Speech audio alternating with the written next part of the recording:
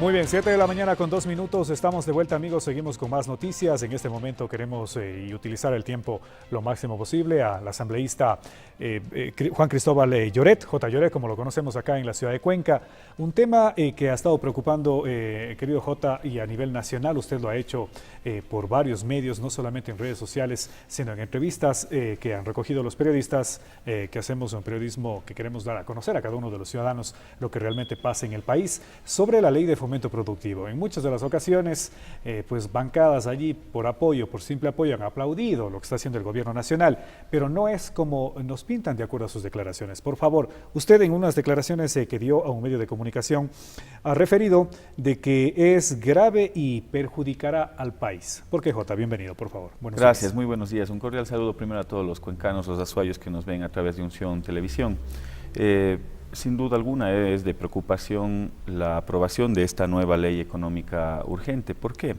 Yo quisiera tratar de resumir en este corto espacio en 4 ámbitos. El primero es remisiones, es decir, se aplica un sistema de remisiones de multas, recargos, intereses. Seguramente es la remisión más grande que se ha dado en la historia del país, porque van desde las multas de tránsito, desde las multas o los recargos de intereses de las planillas de luz, agua, teléfono y demás, pero los verdaderos agasajados de esta ley, los grandes beneficiarios de esta ley, son los grandes grupos económicos. ¿Por qué? Porque si ustedes revisan, estaba pendiente de cobro entre multas, capital, multas, recargos, intereses, alrededor de 4.500 millones de dólares. Con esta ley, se trata de exonerar alrededor del 50%, es decir, 2.000 millones de dólares. El 80% de esos 2.000 millones de dólares corresponde a los grandes grupos económicos, a las 50 empresas más poderosas del país. Estamos hablando de transnacionales petroleras hasta las empresas locales y los grandes grupos económicos. Un 80% de impuestos que se perdonarían, es lo que entendemos. Es un 80% que corresponde a multas, recargos e intereses. ¿Qué es lo que ha pasado? Durante todos estos años se ha acumulado alrededor de un 100% entre multas, recargos e intereses. Con esta ley se exonera ese recargo, que corresponde más o menos a 2.000 millones de dólares. ¿Quiénes se benefician? Los grandes contribuyentes. Sí, porque lamentablemente la persona que no tiene tantos recursos tiene que pagar con multa y encima de eso sobre multa, ¿no?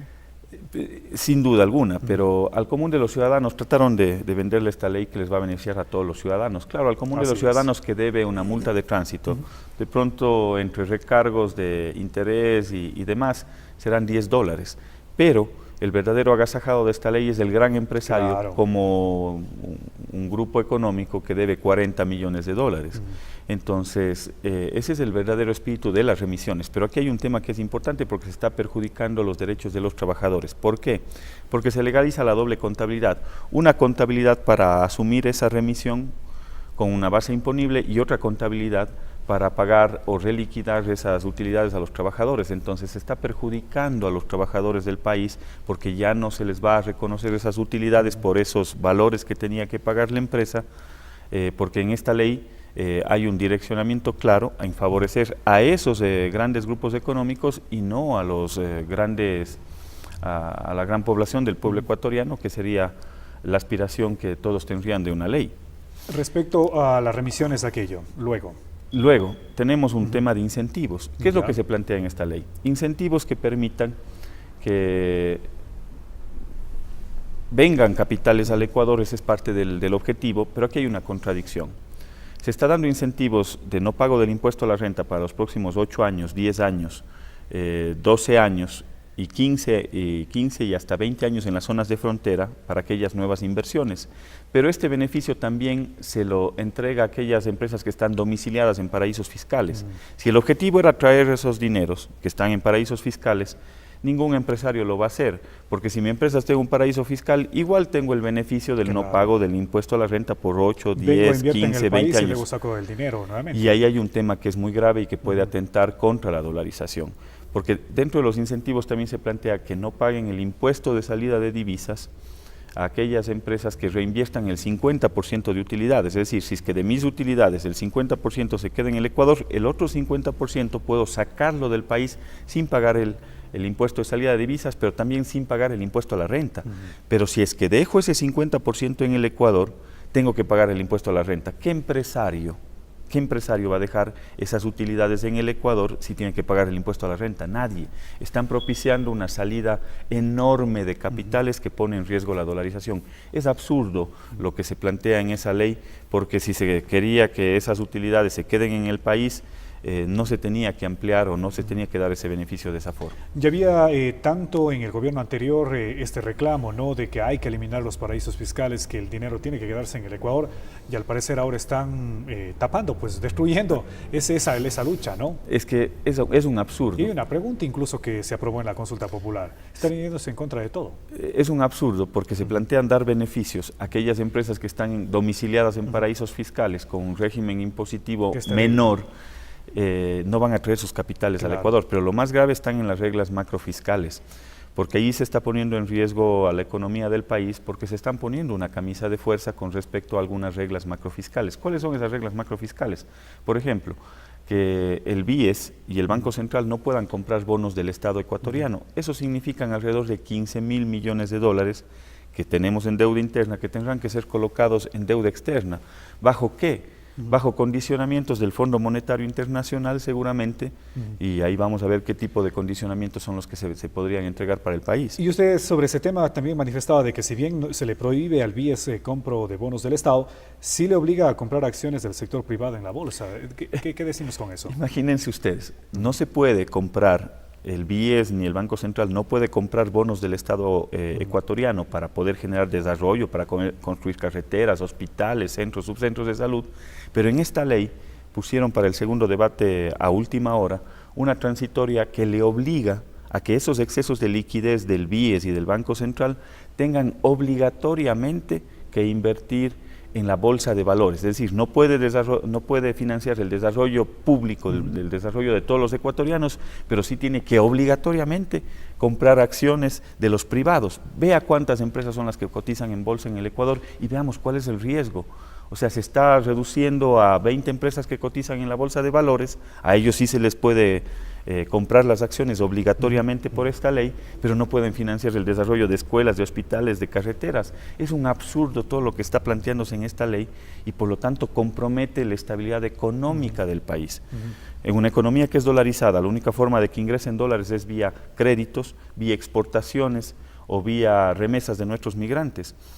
Pero la única forma de que salgan dólares en una economía dolarizada es vía importaciones. Y si ustedes ven cómo se ha manejado la balanza comercial estos últimos años, estos últimos meses, ni siquiera años, estos últimos meses hay más dólares que están saliendo de los que están ingresando.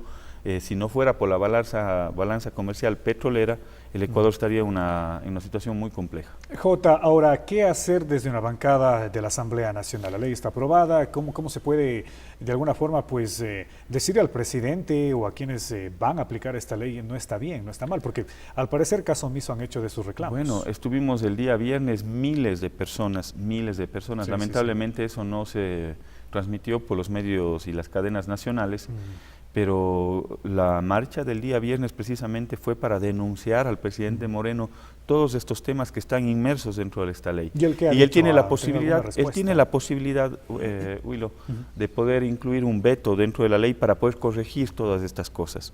Y ojalá lo haga, porque si no, caso contrario, la decisión que tome el presidente Moreno con respecto a esta ley podría comprometer en el corto y mediano plazo el programa de dolarización que tenemos en el país, porque están incentivando la salida de dólares, y una economía dolarizada, ese es un riesgo enorme, pero sobre todo están afectando a los intereses de las grandes mayorías de los ecuatorianos que confiaron en una propuesta que se suponía que era una propuesta de izquierda, más ahora vemos que hay un total entreguismo para los diferentes grupos económicos y hacia el sector financiero, para los cuales hay todas las prebendas, y por lo tanto yo apelo y hago una convocatoria pública al pueblo azuayo, al pueblo cuencano, a que puedan revisar esa ley, a que podamos informarnos mejor, porque hay un cerco mediático con respecto a todo lo que está pasando en el Ecuador, y poder reaccionar.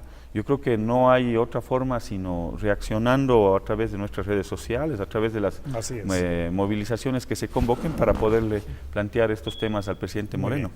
Jota, muchísimas gracias en Gracias. esta mañana por estar con nosotros. Algo más que tengamos que decir nada más para terminar, por favor, ya que nos ha clarificado bastante y le hemos dejado que haga la exposición respectiva para que todos los cuencanos, sobre todo los sectores económicos, entiendan, ¿no? Y la comunidad o las personas comunes que a veces no les dicen esto, lo que acabamos de escuchar. Así es, y es muy grave. Y lo último que acaba de suceder en este fin de semana, que le entregan la sede de UNASUR a un grupo indígena del país para que se genere una universidad, ese es un claro retroceso. Lenín Moreno dijo que era para un grupo de presidentes amigos, ¿no? Que fue construido este edificio. Es gravísimo lo que manifiesta. No, es un grupo de países, y si alguna forma teníamos, Latinoamérica tenía una forma de salir adelante, era precisamente a través de la integración, porque nos permite negociar en bloque, porque nos permite construir un sistema sur-sur, en el cual había inclusive la posibilidad de generar un financiamiento para no depender de instancias regionales de otras regiones del mundo, como el Fondo Monetario Internacional, el multilateralismo.